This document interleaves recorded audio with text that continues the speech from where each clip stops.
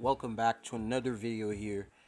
So, post-game thoughts of Ravens and Bucks, Thursday Night Football. So, the Ravens take care of the Bucks, 27 of 22 final score. So, again, we're going to go offense, defense. First things first, I'm going to go through the stats before we start off. Stats of the game. So let me just pull them off right here. So Lamar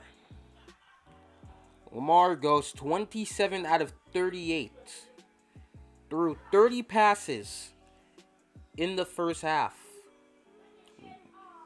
and going 8 out of 8 in the second half as well. 238 yards, 2 passing touchdowns, got sacked 3 times, 43 rushing yards and 9 carries. And, 104.9 rating. For the running backs, Gus Edwards, 11 for 65, 5.9 per carry. Kenyon Drake, 7 for 62, 8.9 per carry. Devin Duvernay, he got 2 carries on the ground.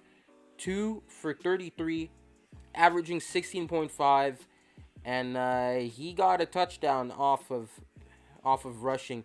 Justice Hill, 4 for 28, averaging 7 flat per carry. Receiving, Isaiah Likely, with Mark Andrews and Rashad Bateman going out. I'm gonna talk about more of this later on in the video. He's taking advantage of his opportunities. 6 receptions, 77 yards, 1 touchdown. His first touchdown in the NFL. Demarcus Robinson had a sneaky good game. 6 receptions, 64 yards. Mark Andrews, before going out, 3 for 33. Devin Duvernay, 4 for 31. James Prochet, 3 for 24. Kenyon Drake, he got 4 receptions for 5 yards total. And Josh Oliver, 1 for 4. Tucker, he completed 2 of his 3. The one that was missed was a block. And he also nailed all of his extra points. Devin Duvernay, returning wise, 3 for 72. Again, one of the best kick returners in the league. Jordan Stout, he did his thing. He only punted 4 times. And averaging 52.5 yards per punt. Defensively, Geno Stone led the team in tackles with 6. Sacks-wise, Justin Houston got 1 sack. Justin Madubuike got another, so we got 3 sacks this game.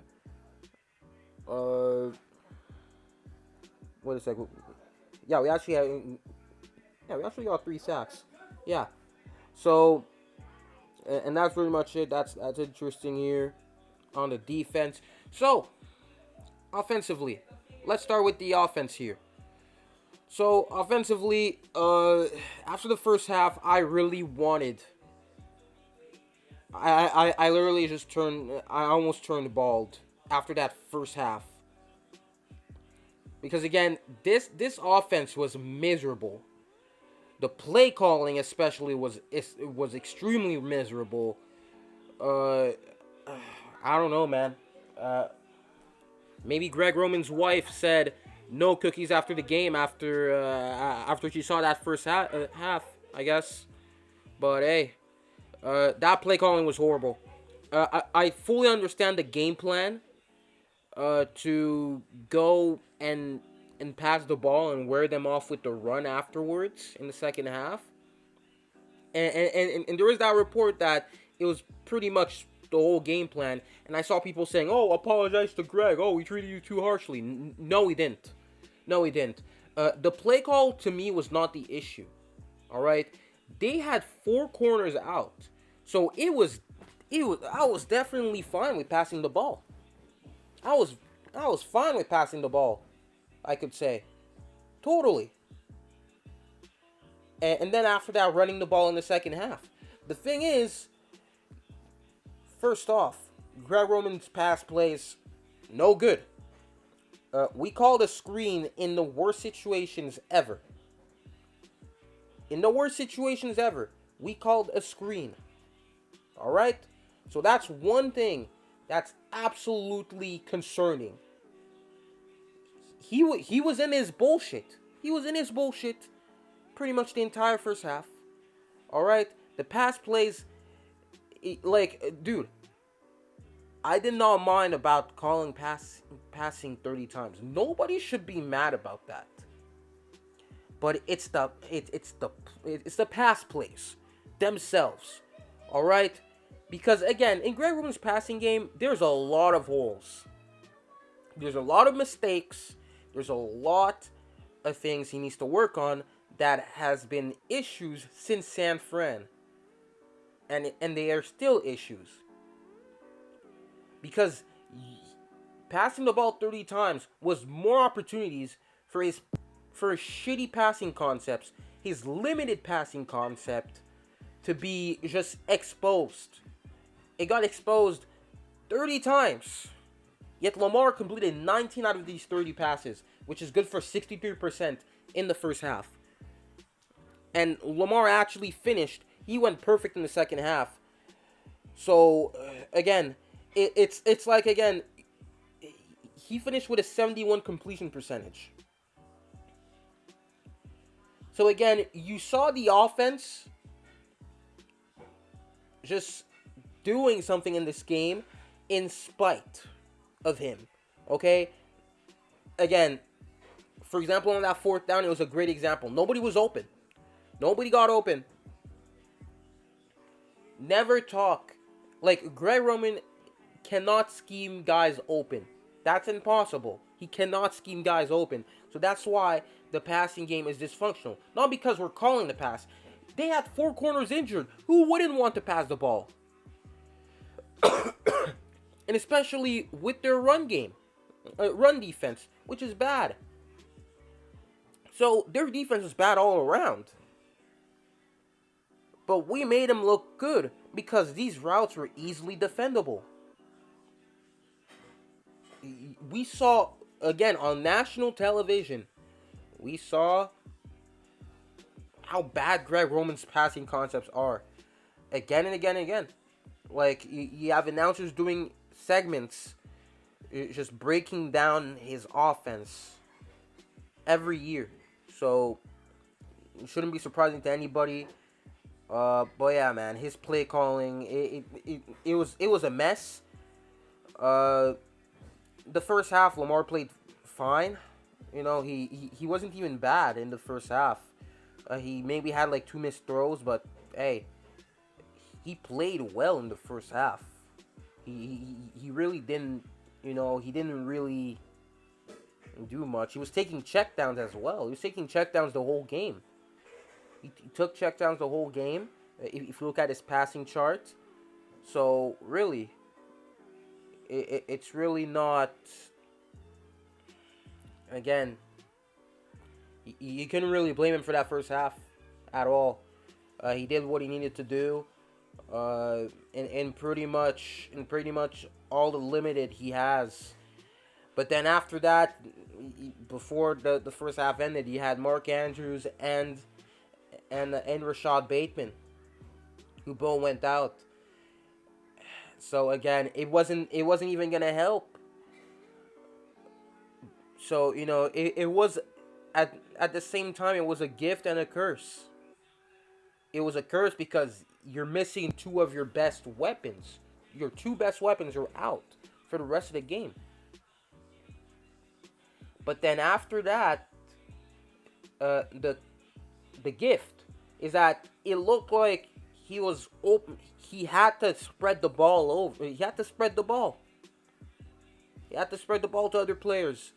So he doesn't have that pressure to force it to Andrews or to force it to Bateman. So, all right. It pretty much, it helped Lamar to some degree, and to some other degree, it did not at all. So, a good passing day from Lamar. Passing the ball 38 times, completing 27 out of them. A good day, a good bounce back game. First half, Lamar looked good. Second half, he looked like MVP Lamar, pretty much. He looked like MVP Lamar, and it looks like he's back. It looks like he's back, and he had that sign. He had that nice sign right there. Love to see it. Pay the man. And honestly, if I'm the Ravens, I would try and get it done in the in the bye week. That's the only chance it gets done during the season. So we're fine. Honestly, I mean, for me, that sign shows that he wants to be here. And I was gonna speak it into my preview, but the preview didn't even upload. I had issues uploading the preview, so sorry about that. I was addressing the Skip Bayless thing. So, again, it's like, bro, Skip, like, nice try, okay? Nice try, Skip. Again, bro, if there was anybody who's going inside the organization who's going to try and tarnish Lamar's image, they wouldn't tell you. Okay? You are not well respected. First off, who would tell you? You are a joke in the media. You are a joke. Nobody respects you, actually. So, why are you talking? Why the hell are you talking? As if you're reliable. Like, piss off. Like, nobody likes you. So, please. So, like, yeah. Miss me with that. And I really do not believe this report.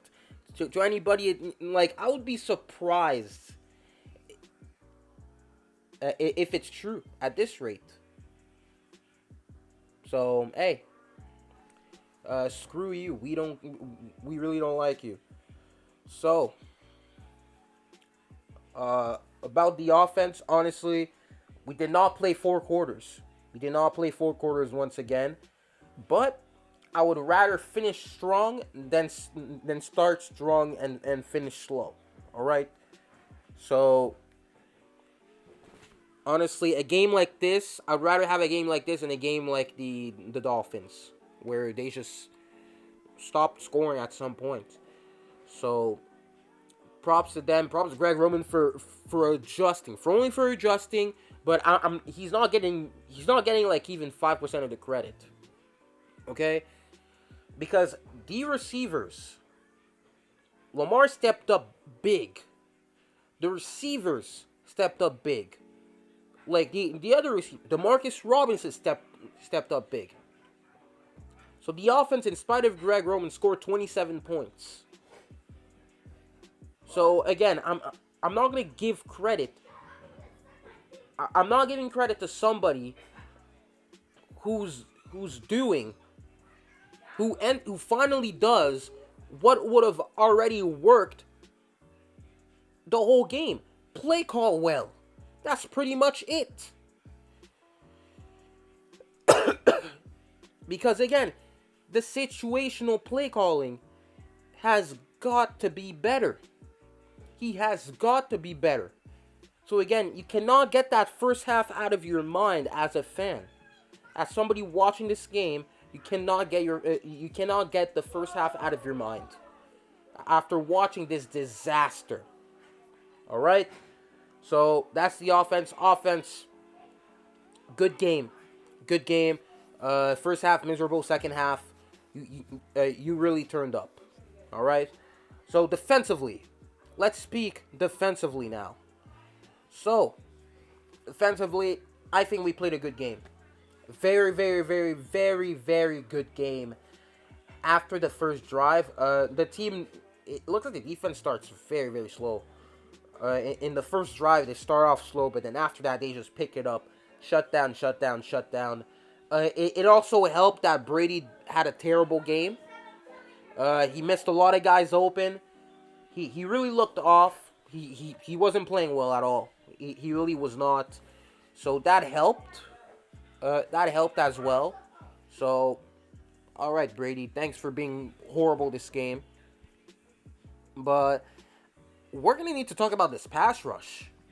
This pass rush, the past 2 weeks, has been stepping up. In past weeks, it has been getting better. But from the start of the season to now, QBs don't have a lot of time to throw anymore against us, which is what you want to see. Justin Houston is ironically our best pass rusher, and he's like 126 years old. Literally. 126 years old, and he's like, hey, he still has that youth in him. And also, he's the one who sacked Brady, and Brady being the most sacked quarterback of all time. So that shows again on why pocket passers are not ideal, or not sustainable. All right.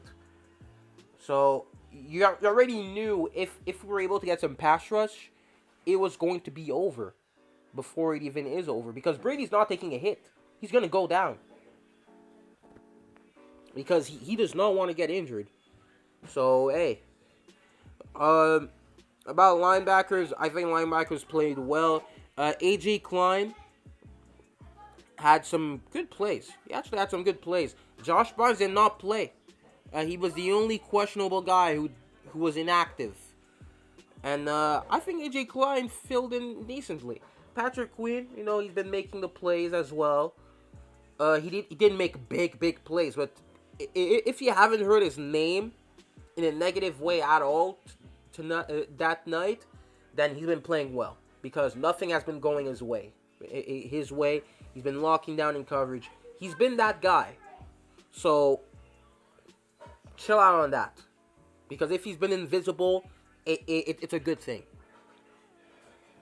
So hey, props to Patrick Queen, props to the linebackers. Again, pass rush good. You'll love to see it. The secondary, for me, Marlon Humphrey, he's been dealing with a hamstring injury all game. He's been battling it, but he busted his ass. He's been busting his ass off and getting back on the field. Well, he hasn't had his best game. He's been still good. Like he got beat like I think once. He got beat once, and that was Mike Evans. And Mike Evans, you just know he's the physical guy. He's gonna, and what's funny in that play, Mike Evans did not get any separation at all. He did not get any separation at all on Humphrey. He was not burnt. So, yeah, man. Marcus Peters, again, he's getting beat at times, and then he's getting these penalties. You should be able to clean that up soon, because again, he's getting adapted again with the ACL, because again, he's coming off an ACL. But yeah, man, he's been burnt a few times in this game, especially by like Chris Godwin and Mike Evans. The problem with the secondary was he dropped interceptions. One of them resulted into a touchdown in that same drive. I think that was the Julio Jones touchdown. So yeah. Marcus Peters, out of anybody, he dropped the pick. You just know you're doomed. Marlon Humphrey also dropped one. It was an underthrown ball. A bad throws by Brady that you need to capitalize. So you would want to see this. Well, in terms of turnovers, we're still 5th in turnovers, and Marcus Williams is not coming back till another 2 months, maybe, around a few weeks before the playoffs. He's not he's gonna be back. So yeah, hopefully keep it up with the turnovers. We're still top 5 when last year we would not have turnovers at all because we were missing guys. So um, again with the safeties, uh, I think they had a good game. Geno Stone, I think he had a better game than the Browns game. I think the Browns game he got burnt a lot. He got burnt a lot in the Browns game, especially early. Um, Chuck Clark, he's been doing his thing as well. Kyle Hamilton, he's been getting his snaps every week have been getting higher, and he's been showing up. Again, Brady tested him on that last drive, and he batted down that pass. A nice breakup. Very, very good breakup by Kyle Hamilton on that one. So, hey, love to see it. To those who called him a bust after over literally like what, nothing. Uh, don't switch up because we don't like you. We don't want you on your side. So hey, uh, again, you're calling a 21-year-old rookie a bust. So hey, so overall in this game, I'm really happy with the win. It's a lot of work to do. Still a lot of work, but honestly, in the second half, I think both sides of the ball played well, and in the first half, it was only one side. But we got it together. First and second half was night and day, and very solid win for the team. Very solid win for the team. It's way better than last week's win because last week's win did not even feel like one, but we still won. It didn't feel like one against the Browns. But again, I was still happy of the win because we're 2-0 in the division. We have not lost a divisional game. We've won both of them, and we're 5-3. So these were the two most important games so far. Because if you get your divisional games, you're always gonna get the advantage in the division. So hey, props to them. Hopefully we start on time on offense. It's honestly on both sides of the ball, because again, on both sides of the ball, because the defense did not even have a good first drive. The offense didn't either, and even with the muffed punt, they couldn't move the ball. We had one first down, and then that's it. And then they muffed the punt, and then we stalled inside their 5.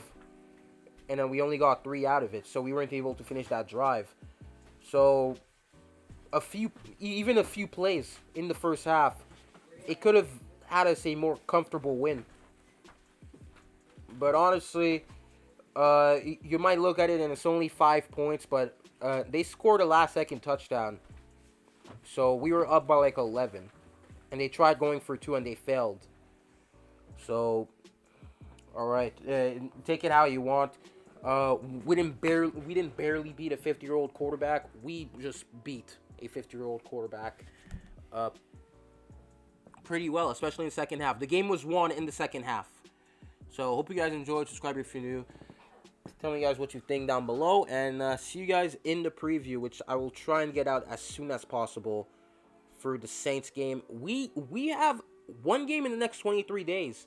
So, we have a little bye week, and then we have the Saints, and then, wait a sec, is it bye week before the Panthers, or after the Panthers? Hold up. Let me check real quick here, because, again, so, yeah, a game next week, yeah, bye week, and then we have the Panthers. So, again, little break, it's a good way for the players to get back into football mentally. Again, take advantage of it, players. But yeah, hopefully after, before the Saints game, We can have Bowser and Ojabo back. They have a possibility of coming back as well. So yeah, see you guys in the next one. Hope you guys enjoyed. See you guys in the next one.